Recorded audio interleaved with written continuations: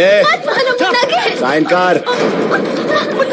ऐसे चक्रव्यूह रचले बानी कि तोर पूरा परिवार ओमे फंस गईल बा।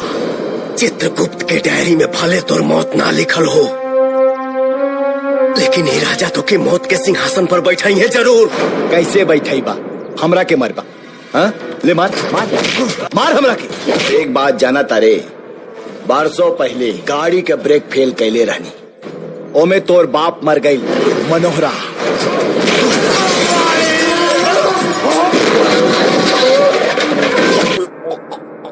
अरे साला धन के लोभी, क्या करबे इतना पैसा कमा के? हाँ? न कफन में जेब होला और ना ही कब्र में अलमारी, और मौत के फरिश्ता तो रिश्वत भी ना ले ले रे पापी।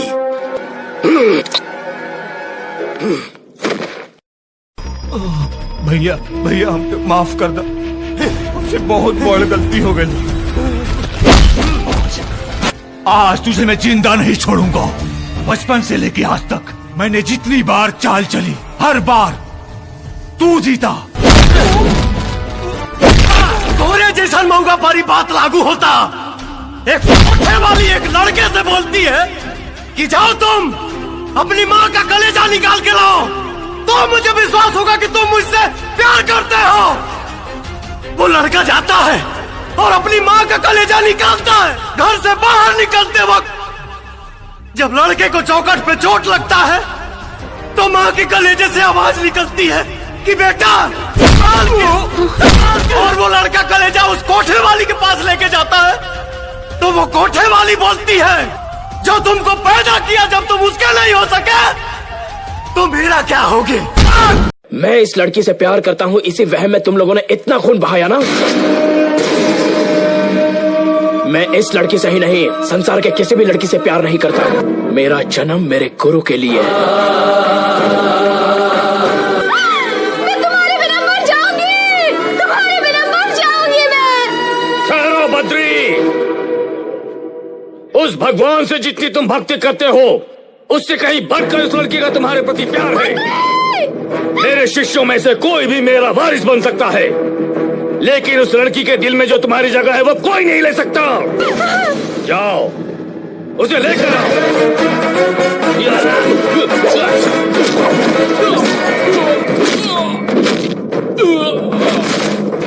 मत मारो मुझे। देखो देखो, मैं धर्म के लिए और भगवान के लिए हथियार उठाता हूँ। अब अलकनंदा की ओर कभी भी आंख उठाकर मत देखना। केकरा बल पर इतना अकड़ा तारे रे? न तोरा पास पैसा बा, न पावर बा, एगो अपराधी के ठप्पा के सिवा का बा तोरा पास? जिगर, जगह टेम्परेचर तोरा से बर्दाश्त ना हुई।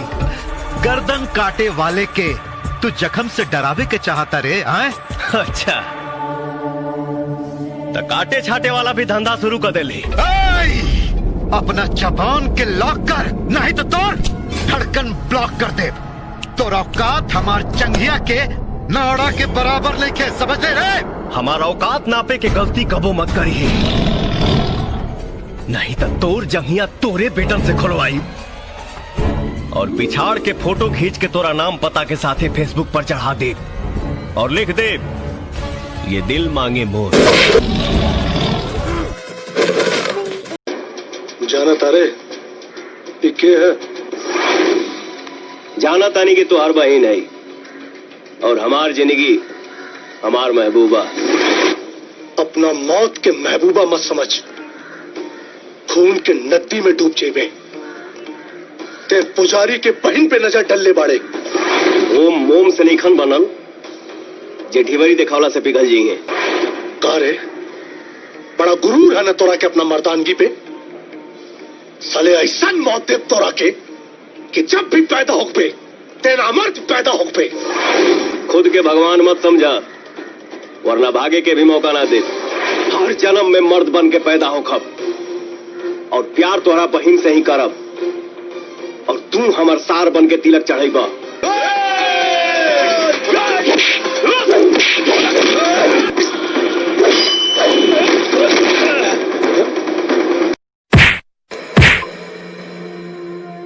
कुत्ता जब भी मूती तो टांग उठा के देख देख तोरा औकात तोरा पैर में पड़ल बा। और एक बात जान ले, कुत्ता के फौज बना के शेर के शिकार ना होला। सही कह ले तू, कुत्ता के फौज बना के शेर की शिकार ना होता।